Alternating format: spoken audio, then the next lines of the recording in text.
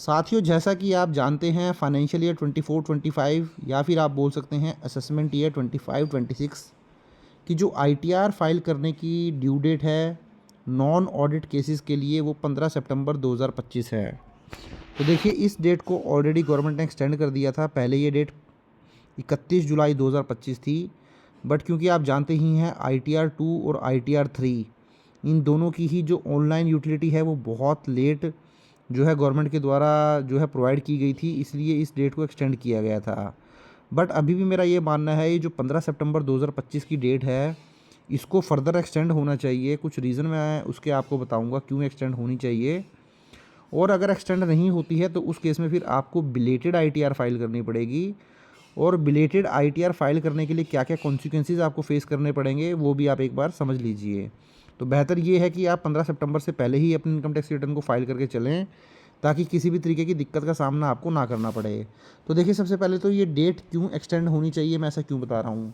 देखिए, सबसे पहले डेटा इशू AIS/फॉर्म 26 ES mismatches and late form 16 TDS entries require more time for correction.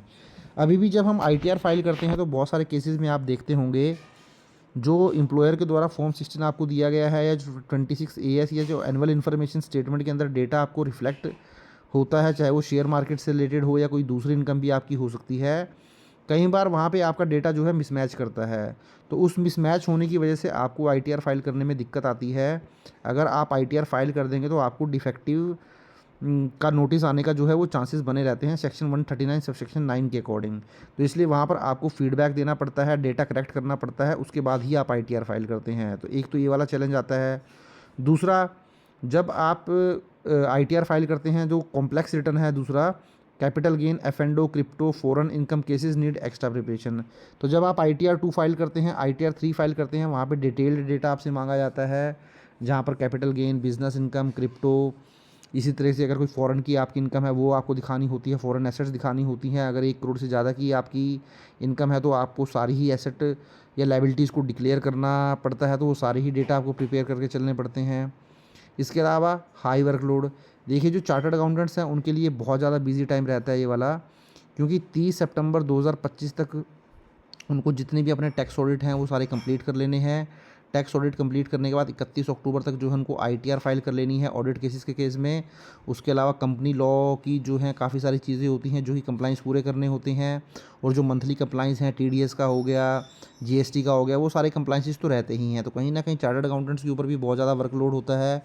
इसके अलावा अगर मैं बात करूँ तो सिस्टम का ग्लिच बहुत ज़्यादा परेशान करता है। जब आप आईटीआर फाइल करने जाएंगे तो जब इनकम टैक्स पोर्टल पर आप आईटीआर फाइल करेंगे तो वहाँ पर आपकी आईटीआर प्रोसेस ही नहीं होती है, काफ़ी टाइम तक जो है वो अपलोड नहीं होता है, उसके बाद वो टाइम आउट दिखा देता है। तो कई बार तो आपने जो डेटा उसके अंदर फीड किया था, फिल किया था, वो भी आपका सेव नहीं हो पाता है। तो कहीं ना कहीं सिस्टम के ग्लिच भी हैं, बहुत ज़्यादा प्रेशर जो है सिस्टम के ऊपर आ जाता है, जिसकी वजह से आपको आईटीआर फाइल करने में दिक्कत आती है। वहीं बेटर अलाइनमेंट। तो देखिए, सितंबर की डेडलाइन तो मैंने आपको बताई हैं। इसके अलावा जो सबसे बड़ा चैलेंज अभी फेस किया जा रहा है, अगर मैं नॉर्थ इंडिया की बात करूँ स्पेशली, यहाँ पर आप जानते हैं बहुत ज़्यादा बारिश हुई है, और बारिश होने की वजह से बहुत ज़्यादा बाढ़ जैसे हालात यहाँ बने हैं, बहुत ज़्यादा नुकसान लोगों का हुआ है। लोगों के पूरे खेत, आप बोल सकते हैं घर बह गए हैं पानी के अंदर, जिसकी वजह से भी बहुत बड़ा एक ये आप बोल सकते हैं आर्थिक चैलेंज है, मेंटली जो है लोगों के लिए फ्रस्ट्रेशन है, चैलेंज है। तो इसको भी गवर्नमेंट को ध्यान में रखना चाहिए, और उसके हिसाब से अपनी जो आईटीआर फाइल करने की ड्यू डेट है 15 सितंबर, उसको एक्सटेंड करके चलना चाहिए। तो ये सारी चीज़ें जो हैं ध्यान में रखनी पड़ेंगी, गवर्नमेंट को भी कंसिडर करनी पड़ेंगी, और उसके हिसाब से ड्यू डेट एक्सटेंड करनी पड़ेगी। अब मैं आपको बताता हूँ, अगर गवर्नमेंट ड्यू डेट एक्सटेंड नहीं करती है तो उस केस में फिर क्या रहने वाला है।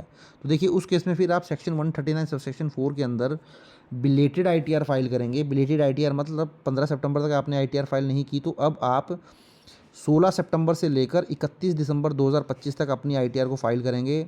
बट इस आईटीआर को फाइल करने के लिए सेक्शन 234F के अंदर आपको लेट फीस पे करनी पड़ती है। तो अगर आपकी इनकम 5 लाख से ज़्यादा है तो आपको जो फ़ीस पे लगती है वो 5,000 रुपये की लगती है। अगर आपकी इनकम 5 लाख से ज़्यादा नहीं है बट 2.5 लाख से ज़्यादा है, तो कहने का मतलब 2.5 लाख से 5 लाख के बीच में है, तो 1,000 रुपये की लेट फीस लगती है। वहीं अगर आपकी इनकम 2.5 लाख क्रॉस नहीं करती है तो उस केस में फिर आपको एक भी रुपये जो है फ़ीस नहीं लगती है, ज़ीरो फीस लगती है। वहीं आपको सेक्शन 234A का इंटरेस्ट भी लग जाता है, जो कि 1% पर मंथ या पार्ट ऑफ मंथ के हिसाब से लगाया जाता है on unpaid tax till filing. जब तक आप फाइल नहीं करेंगे अपनी इनकम टैक्स रिटर्न को, जब तक 1% ये टैक्स लगता रहेगा आपकी जो भी आउटस्टैंडिंग लाइबिलिटी होगी। Loss set of restriction. तो देखिए आप जब बिलेटेड आईटीआर फाइल करते हैं, जो भी आपके लॉसेस होते हैं, जैसे शेयर मार्केट के लॉसेस हो गए, एफ एंड ओ के लॉसेस हो गए, बिजनेस के लॉसेस हो गए, कोई हाउस प्रॉपर्टी का लॉस हो गया, किसी भी तरीके का आपकी इनकम का लॉस हुआ, तो आप उन लॉसेस को कैरी फॉरवर्ड नहीं कर पाते हैं। इसीलिए हमेशा आपको बिलेटेड आईटीआर को फाइल करने से बचना चाहिए। तो जिनकी भी फ्यूचर एंड ऑप्शन से लॉसेस हो रखे हैं, वो तो 100% अपने इनकम टैक्स की रिटर्न को 15 सितंबर से पहले फाइल कर लें, क्योंकि अगर ये डेट एक्सटेंड नहीं होती है तो फिर आपको बिलेटेड आईटीआर फाइल करनी पड़ेगी, और बिलेटेड आईटीआर के अंदर आप अपने लॉसेस को कैरी फॉरवर्ड नहीं कर पाएंगे। वहीं आपके जो रिफंड होता है उसमें भी डिले हो जाता है प्रोसेसिंग में, क्योंकि जब आप बिलेटेड आईटीआर फाइल करते हैं तो बिलेटेड आईटीआर की प्रोसेसिंग जो है आमतौर पर देरी से होती है, जब मैं ओरिजिनल रिटर्न से कंपेयर करता हूँ सेक्शन 139 सबसेक्शन 1 में। वहीं प्रोसिक्यूशन का रिस्क भी होता है, avoided if belated ITR is filed but higher penalties apply if not filed at all. तो उस केस में आपको 10,000 रुपये तक की पेनल्टी भी लग सकती है अगर आप आईटीआर फाइल नहीं करते हैं। तो ये सारी चीज़ें तो आपको ध्यान में रखनी ही है, ये कॉन्सिक्वेंसेस भी हैं। एक और बहुत बड़ा कॉन्सिक्वेंसेस का ये है, अगर आप बिलेटेड आईटीआर फाइल करेंगे तो वहाँ पे आपको ओल्ड टैक्स रिजीम में जाने का ऑप्शन ही ख़त्म हो जाएगा। मतलब अभी आप 15 सितंबर तक आईटीआर फाइल कर लेंगे तो आपको मालूम है आप ओल्ड टैक्स में भी कर सकते हैं, न्यू टैक्स में भी कर सकते हैं। तो ओल्ड में करें या न्यू में करें, आपको कई बार फॉर्म 10 IEA फाइल करना पड़ता है, जो कि हार्डली 5 मिनट का प्रोसेस होता है, वो आप पूरा कर लेते हैं। बट आपके पास एक ऑप्शन ज़रूर होता है कि आप ओल्ड टैक्स रिजीम में अपनी इनकम टैक्स की रिटर्न को फाइल कर सकते हैं। बट अगर आप ये ड्यू डेट मिस कर देते हैं तो उसके बाद आप ओल्ड टैक्स रिजीम में भी अपनी इनकम टैक्स की रिटर्न को फाइल नहीं कर पाएंगे। आपको जो अपनी इनकम टैक्स की रिटर्न है वो न्यू टैक्स रिजीम में ही फाइल करनी पड़ेगी।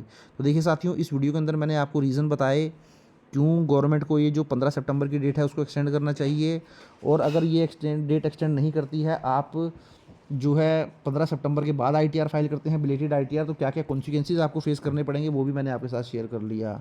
तो इस वीडियो को साथियों आप ज़्यादा से ज़्यादा शेयर करें अगर आपको अच्छी लगी है। और मैंने ऑलरेडी डिटेल्ड वीडियो बनाई हुई हैं, जितनी भी आईटीआर आपको फाइल करनी होती हैं, चाहे आपको आईटीआर 1 फाइल करनी हो, आईटीआर 2 फाइल करनी हो, आईटीआर 3 करनी हो, आईटीआर 4 करनी हो, हर तरीके की आईटीआर के ऊपर मैंने डिटेल्ड वीडियो बनाया हुआ है।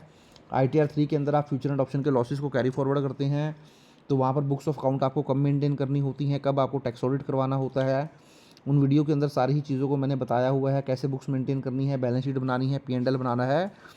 तो उन सारी ही चीज़ों को एक बार आप देख लें, सारी आईटीआर को आप देख लें, सारी ही आईटीआर के वीडियोज़ के जो लिंक हैं मैं नीचे डिस्क्रिप्शन में दे दूँगा। अगर आपको डिस्क्रिप्शन में वीडियो नहीं मिलती हैं तो आप क्या करें, मेरी प्लेलिस्ट में जाएँ, मेरी प्लेलिस्ट में जाकर आप वहाँ देखेंगे ITR filing for the financial year 24-25 and assessment year 25-26।